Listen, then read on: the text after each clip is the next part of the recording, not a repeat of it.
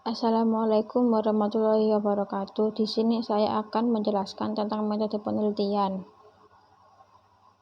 Sebelumnya, perkenalkan, nama saya Tasya Dea Melita, NIM 01219068, kelas manajemen A1. Kepada Bapak Dosen Agus Sukoco, STMM. Judul penelitian saya yaitu evaluasi mengenai kinerja keuangan pada beberapa bank menengah yang ada di Indonesia pada tahun 2021. Yang akan dibahas mengenai penelitian ini yaitu yang pertama latar belakang, yang kedua tinjauan pustaka, yang ketiga tinjauan empiris, yang keempat metode penelitian. Yang pertama akan menjelaskan tentang latar belakang. Perbankan merupakan salah satu lembaga keuangan masyarakat yang berperan sebagai sistem perekonomian, sehingga dapat dikatakan bahwa bank merupakan suatu badan usaha yang menghimpun dana dari masyarakat dalam bentuk simpanan yang berupa tabungan, giro, dan deposito. Kemudian disalurkan kembali dalam bentuk kredit untuk meningkatkan taraf hidup masyarakat. Kinerja keuangan bank semakin efektif namun tidak efisien, karena terdapat berbagai kejadian aktual yang selalu dikaitkan dengan kesehatan bank. Oleh karena itu, tentu memerlukan sebuah analisis untuk dapat mengetahui kondisi untuk mengetahui kegiatan operasional dalam jangka waktu tertentu. Analisis yang digunakan yaitu penilaian terhadap tingkat kinerja keuangan bank. Penilaian dalam suatu bank untuk mencapai targetnya diukur dengan cara membandingkan output budget dengan output realisasi. Kinerja keuangan merupakan gambaran dari keberhasilan suatu perusahaan sebagai hasil yang telah dicapai sebagai aktivitas yang telah dilakukan. Analisis yang digunakan untuk dapat melihat sejauh mana perusahaan telah melakukan kegiatan operasional secara baik dan benar. Jadi, efektivitas kinerja keuangan merupakan output yang telah dicapai melalui berbagai aktivitas. Untuk menilai efektivitas kinerja keuangan bank dapat dilihat dari laporan keuangan yang disajikan oleh pihak manajemen dan terdiri dari neraca, laporan laba rugi, serta laporan perubahan ekuitas. Kinerja keuangan perbankan umumnya digunakan dalam beberapa aspek yaitu rasio permodalan, rasio aktiva produktif, rasio profitabilitas, dan rasio likuiditas. Sebagai salah satu lembaga keuangan, bank perlu untuk menjaga kinerjanya agar beroperasi secara optimal, menjaga kepercayaan dari masyarakat, memicu persaingan antar bank. Keadaan tersebut menuntut manajemen bank untuk ekstra keras dalam meningkatkan kinerjanya. Tingkat kesehatan bank dapat dinilai dari beberapa indikator. Salah satu indikator utama yang dijadikan dasar penelitian adalah laporan keuangan bank yang bersangkutan. Berdasarkan laporan keuangan dapat dihitung sejumlah rasio keuangan yang dijadikan dasar penilaian tingkat kesehatan bank. Yang kedua adalah tinjauan pustaka. Yang pertama yaitu kinerja keuangan pada bank. Menurut Irham Fahmi, kinerja keuangan adalah suatu analisis yang dilakukan untuk melihat sejauh mana suatu perusahaan telah melaksanakan dengan menggunakan aturan-aturan pelaksanaan keuangan secara baik dan benar. Yang kedua yaitu rasio permodalan. Rasio permodalan ini digunakan untuk menilai kemampuan perusahaan membayar hutang-hutangnya dengan aktiva yang dimilikinya, dengan kata kemungkinan terjadinya resiko yang mungkin timbul. Yang ketiga yaitu rasio kualitas aktiva produktif. Rasio aktiva produktif yang diklasifikasikan terhadap aktiva produktif sebagai perbandingan antara jumlah aktiva produktif yang diklasifikasikan dengan aktiva produktifnya. Yang keempat yaitu manajemen. Penilaian aspek manajemen terdiri dari dua komponen, yaitu penilaian manajemen umum dan manajemen risiko. Aspek manajemen pada penilaian kinerja bank dalam penelitian ini tidak dapat menggunakan pola yang ditetapkan BI sesuai dengan ketentuan tersebut di atas. Yang kelima, rasio rentabilitas. Rasio ini mengukur efektivitas bank dalam memperoleh laba.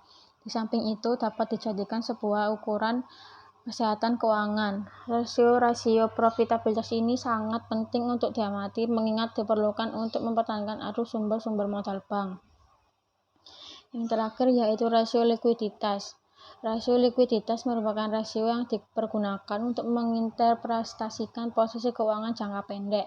Suatu bank dikatakan liquid apabila bank yang bersangkutan dapat memenuhi permintaan kredit yang diajukan tanpa terjadi penangguhan. Yang ketiga yaitu tinjauan empiris. Yang pertama, penelitian yang dilakukan oleh Nasr dan Aryati dengan judul Model Analisis Camel untuk memprediksi financial distress pada sektor perbankan yang go public. Penelitian ini bertujuan untuk melihat apakah rasio-rasio keuangan yang diukur berbeda secara signifikan antara bank yang sehat dengan bank yang gagal. Jenis penelitian yang menggunakan metode analisis univariate dan multivariate. Penelitian ini menggunakan sampel seluruh bank yang sudah go public. Hasil dari penelitian ini ada 2 jenis, yaitu rasio yang dapat membedakan antara bank sehat dan bank yang gagal, yaitu EATR dan UPM. Yang kedua, penelitian yang dilakukan oleh Setyaningsih dengan judul Faktor-faktor struktur keuangan bank yang berpengaruh terhadap kinerja keuangan perbankan pada saat krisis ekonomi di Indonesia. Penelitian ini bertujuan untuk menganalisis CAR atau yang disebut dengan Capital Adequacy Ratio sebagai prediktor kesulitan keuangan bank. Jenis penelitian yang menggunakan metode analisis uji hipotesis deskriptif, kuantitatif, dan menggunakan sampel purposive sampling. Hasil dari penelitian ini, administrative expenses berpengaruh signifikan terhadap rasio preferensi pinjaman. Yang ketiga, penelitian yang dilakukan oleh Wijaya dengan judul Analisis Kinerja Keuangan Perusahaan Perbankan sebelum dan sesudah go publik di Bursa Efek Jakarta dengan menggunakan metode Camel. Penelitian ini bertujuan untuk membuktikan perbedaan yang terdapat pada kinerja keuangan sebelum dan sesudah go publik. Jenis penelitian yang menggunakan metode analisis uji beta pair sample t-test dan menggunakan sampel yang terdapat 6 bank yang menjadi objek penelitian. Hasil dari penelitian ini, kinerja keuangan perusahaan perbankan sebelum dan sesudah go publik di BIJ yang dinilai dengan rasio Camel diperoleh hasil bahwa ada suatu variabel lainnya, yaitu CAR, RORA, ROA, BOPO, dan LDR tidak signifikan. Yang keempat, penelitian ini dilakukan oleh Agung dengan judul Analisa Perbedaan Kinerja Keuangan Bank Swasta Nasional dan Bank Pemerintah yang terdapat di Bursa Efek Indonesia. Penelitian ini bertujuan untuk mengetahui dan menguji secara empiris perbedaan antara bank swasta nasional dan bank pemerintah yang terdapat di Bursa Efek Indonesia. Jenis penelitiannya menggunakan metode analisis UJT Independent Sample T-Test dan menggunakan sampel 39 laporan keuangan dari 13 bank. Dari hasil penelitian ini menunjukkan bahwa return of risk asset dan return on asset bank pemerintah dan bank swasta nasional terdapat perbedaannya signifikan. Yang kelima, penelitian ini dilakukan oleh Rina Aini Saparia dengan judul Pengaruh Rasio Kapital Aset, Earning, dan Liquidity terhadap pertumbuhan laba pada perbankan di Indonesia. Penelitian ini bertujuan untuk mengetahui pengaruh dan memberikan bukti empiris bahwa variabel kapital aset, earning, dan liquidity berpengaruh signifikan terhadap pertumbuhan laba perbankan.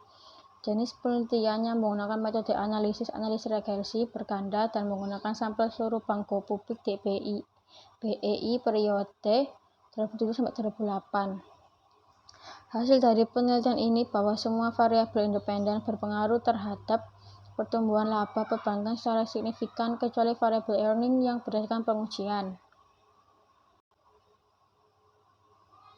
Dan yang terakhir yaitu metode penelitian.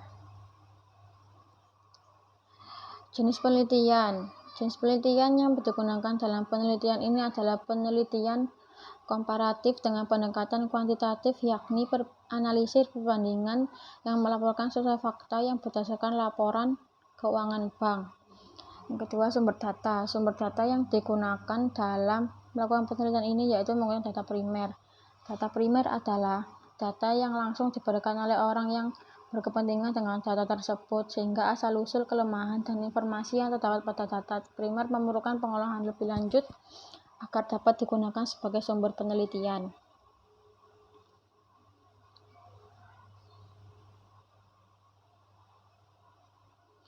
Yang ketiga yaitu teknik pengumpulan data. Teknik pengumpulan data merupakan langkah-langkah yang paling utama dalam penelitian, karena tujuan utama penelitian adalah mendapatkan data. Adapun cara yang dilakukan untuk memperoleh data dan keterangan-keterangan yang mendukung penilaian ini, penulis melakukan pengumpulan data menggunakan kuesioner, yaitu dengan mengajukan atau membuat daftar pertanyaan-pertanyaan yang diberikan pada responden dan secara logis berhubungan dengan masalah penelitian, yaitu mengenai komitmen organisasional, pengetahuan manajer di bidang informasi akuntansi, keberhasilan penerapan instrumen akuntansi, dan kinerja keuangan. Demikian penjelasan saya, kurang lebihnya mohon maaf. Wassalamualaikum warahmatullahi wabarakatuh.